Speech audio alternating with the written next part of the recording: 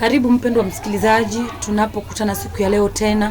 Wacha tukamwamini Mungu wakati na kabla ya kuanza. Maana Bwana ni mwanzilishi na ni mkamilishaji wa kila jambo. Baba, katika utatu inuliwa, abudiwa, wewe ni Mungu. Kwa rehema na neema zako imekupendeza tukutane na mpendwa katika nakala hii ya siku ya leo, ili tukaweze kujifunza mengi kukuhusu wewe. Asante kwa kibali na asante kwa neema. Inuliwa, abudiwa, manake unaanzisha na utakamilisha. Kwa pendo la Yesu ni mambo na kuamini. Amina. Karibu sana mpendwa msikilizaji, tunapojifunza siku ya leo ya kwamba tusiwe wapumbavu. Mungu wa rehema akashusha ghadhabu juu yetu. Soma Yeremia 4:22. Biblia inatuambia kwamba, I'll read in English. For my people is foolish of me. They have not taken note. They are unwise sons, and they are not those having understanding. Wise they are for doing bad, but for doing good they actually have no knowledge. Baba mwenyewe anasema ya kwamba tuko na hekima ya kutenda mabaya, lakini hatuna hekima ya kutenda mema. Ningependa nikusii siku ya leo ya kwamba tuombe Bwana akatupe neema na hekima ya kutenda mazuri. Manake Baba anaponena hivi ni kama Baba ana ghadhabu juu yetu, kwa sababu tumeyakimbilia mabaya tukayaacha mazuri. Wakati tunayaacha mazuri ambayo Bwana Mwenyezi Mungu ametuandalia, anatuona wapumbavu na anatuona kama watu ambao hatumjui yeye. Biblia inasema ya kwamba Mungu wa rehema anataka tuwe na imani katika yeye. Na ukisoma Galatians chapter number 5 verse 23 and 24 there, something of that sort, ya kwamba tumefanywa wenye haki kupitia kwa mwanawe Yesu Kristo. Ni yeye ametufanya wema. Lakini ukisema 23 watu wengi tunaposoma tunasema kwamba sisi wote tumetenda dhambi na kupungukiwa na utukufu wa Bwana. Tunakosa kusoma 21 ambayo inasema ya kwamba tumefanywa watakatifu kupitia mwanawe Yesu Kristo. Kwa hivyo tuwe na imani ya kwamba tumefanywa watakatifu. Wakati tunakosa kuwa na imani katika Bwana Yesu, wakati tunakosa kuwa na imani katika Mungu, anatuona kama wapumbavu. Tunakosa kutaka kujua mazuri au mema. Tunakataa kujua ukweli wa Mungu, tunataka kujua ubaya. Na watu wengi wanafata maovu, watu wengi wanafata uongo kuliko ukweli. Na ndiposa Bwana anapotutizama anaona ya kwamba tunatenda mabaya na tumemwacha yeye. Ndiposa ukisoma number 20 verse 20 anasema, on this account the land will mourn and the heavens above will certainly become dark. It is because I have spoken, I have considered, and I have not felt regret, nor shall I turn back from it.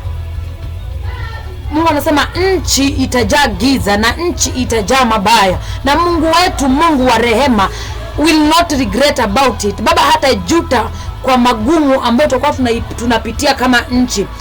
Biblia inasema ikiwa wana wangu wataziacha dhambi zao na kunirejea mimi, nitasikia kilio chao, nitawasamea dhambi zao na nitaponya nchi yao. Kwa hivyo ikiwa hatutaka kumjua Mungu, ataachilia mabaya juu yetu, ataachilia mapigo juu yetu, lakini Baba hatarudi nyuma kwa neno lake. Kwa hivyo ninakusii mpendwa, umjue Mungu, kuwa na imani katika huyu Mungu, mrudie Jehova, ndiposa Bwana asifanye majuto yakatukujie. Maneno hali ambayo unaipitia ndani, ugumu ambao utakuwa unaupitia ndani, si kwamba Mungu hajui, anajua na hata juta. Wakati nchi inapitia hali ngumu, Mungu mwenyewe anajua, na hajuti ni kwa nini ameachilia mapigo hayo. Ni kwa sababu tumekataa kumkimbilia, ni kwa sababu tumekataa kumrudia, ndiposa anaachilia. Kwa hivyo ukiona unapitia hali ngumu, hali fulani, jiulize, je, ninamjua Mungu?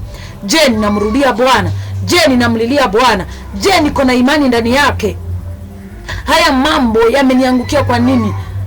Is this pandemic ordained by God or what? If it is ordained by God, then go before God. Like David always alijua toba. Alipokuwa anaasi, alipokuwa anatenda kinyume, anajua sira ya Bwana imemwangukia. Ukisoma hiyo verse 28, ukilinganisha na Sauli, ona Mungu anasema ninajuta ni kwa nini nilimchagua Sauli. Na hapa Mungu anasema kwamba hata juta ni kwa nini ameachilia hilo pigo. Hata juta wakati nchi itakuwa katika hali mbaya, wakati nchi watu watakuwa wanalia, kuomboleza na kusononeka, ni kwa sababu tumemkataa. Hata wewe uzae mtoto arudi akukatae, umu-advise, umpe maneno mazuri, umlee vizuri, umtunze vizuri, alafu aanze kwenda kinyume na wewe mzazi, utasikia vipi? Atakapokuwa anapitia shida, wakati mwingine you won't feel it because he has been arrogant. So let's stop being arrogant. Wacha tumrudie Bwana. Tusipende kutenda mabaya kuliko kumfuata Mungu. Read Jeremiah chapter the same Jeremiah chapter number 9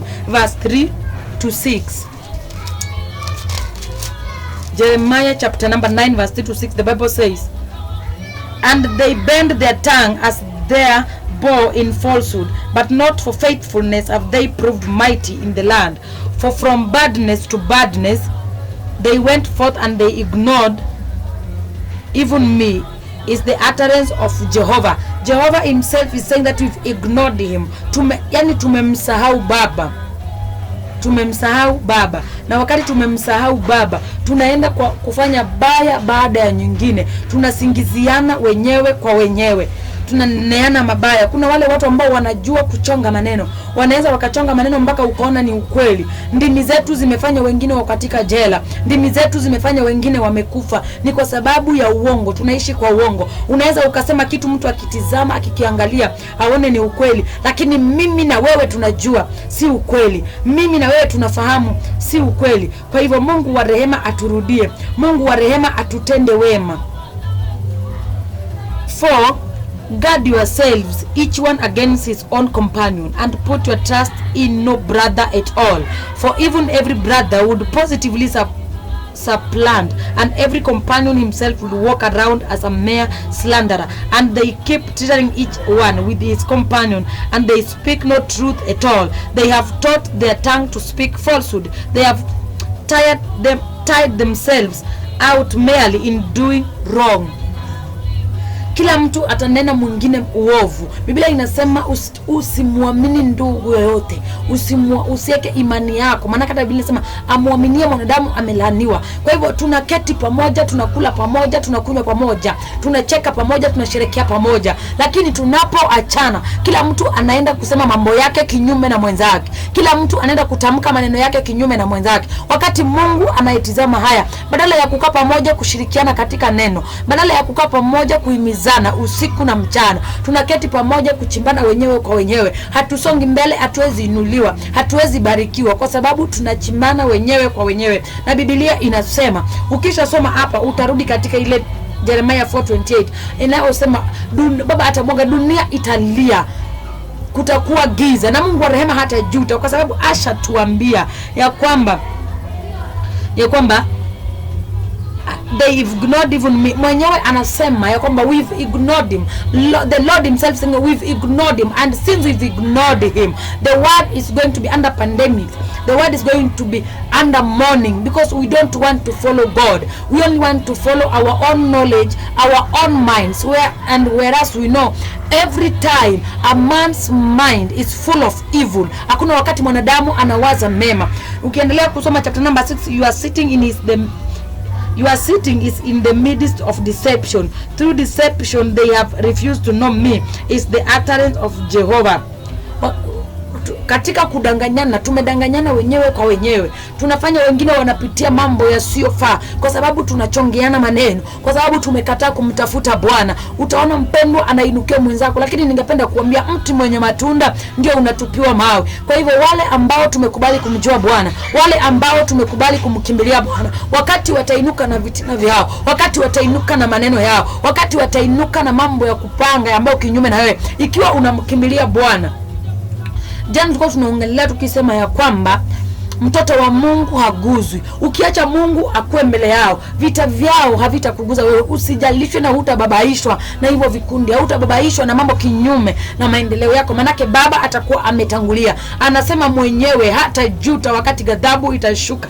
Lakini mimi nina imani wakati ghadhabu inashuka, kama uko strong ndani ya Bwana, if you are strong in him, if you have already trusted in the Lord and you have faith in him, there is nothing that will shake you, because no weapon formed against your life will prosper. No sickness formed against your life will prosper. Everything will be sent back to sender sevenfold in Jesus name, by force, by fire. Kila ngome za kuzimu zitawarudia wenyewe katika jina la Yesu Kristo. Na tukasema last kwamba ule mwanamke alipofumaniwa walikuja na mawe wakataka wanataka kumwangamiza, wakaambia Yesu tumemkuta. Ndio walikuwa witnesses, walikuja kusema tumemkuta, lakini baba aliwaambia vipi? Ya kwamba kama unajua hujawahi tenda dhambi, kwa wa kwanza kumrusha mawe, na kuambia wote walipotea. Lakini najua kwamba walirudi na mawe yao, hawakuacha pale. Mawe yao walirudi nayo. Kwa hivyo kila kitu ambacho wanainuka nacho kinyume na maisha yako mpendwa, watarudi nacho. Kama ni uchawi utawarudia wenyewe, kama ni vita vitawarudia wenyewe, watainukiana wenyewe kwa wenyewe, watapigana wenyewe kwa wenyewe, ikiwa utamtumainia Bwana. Manake wewe ni mti mwenye matunda na ni lazima urushwe mawe, kwa sababu una kitu chema ambacho wanakitaka. Si kwamba wanapiga neno yako vita kwa sababu eti wanataka, hapana. Wanaona kuishi ambako unaishi ni ile kilicho ndani mwako ndicho kinawatesa. Wakati unapigwa vita uache kusonga mbele. Si ya kwamba wanapiga vita wewe, lakini kilicho ndani mwako kinawachoma. Na kwa sababu wewe si wa ulimwengu, kwa sababu wewe si wa dunia, lazima wainuke, lazima wasimame. Mungu wa rehema atutende wema tunapoendelea kujifunza. I will read the last one, that is Psalms chapter number 52 verse 36. Psalms chapter number 52 as we end. 52 chapter 3 to 6, it says, you have loved what is bad more than what is good, falsehood more than speaking righteousness. You have loved all deviling words, O you deceitful tongue. God himself will also pull you down forever. He will knock you down and tear you away from your tent, and he will certainly root you out of the land of the living ones.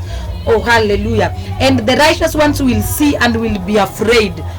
God bless the word. Ya kwamba tumependa mabaya kuliko mema. Mungu mwenyewe anasema tumependa uongo kuliko ukweli. Kila wakati watu hupenda mambo ya uongo kuliko ya ukweli. Ukisimamisha mtu hapa aseme ukweli, huyu aseme uongo, watu wote watafuata yule amesema uongo. Lakini Biblia inasema ya kwamba Mungu wa rehema atajawa na ghadhabu, and he will punish those who are deceitful, those who are devouring words, na wenye haki watatizama. Kwa hivyo ninajua wewe ni mwenye haki na utatizama na utafurahia. Manake kile ambacho Baba atatenda ni kitu cha kukuinua kutoka utukufu mmoja hadi mwingine. Kwa hivyo furahia popote ulipo, manake unamjua Mungu. And chapter number 5 verse 5 says, and he will certain 6, and the righteous ones will see and will be afraid, and over him they will laugh.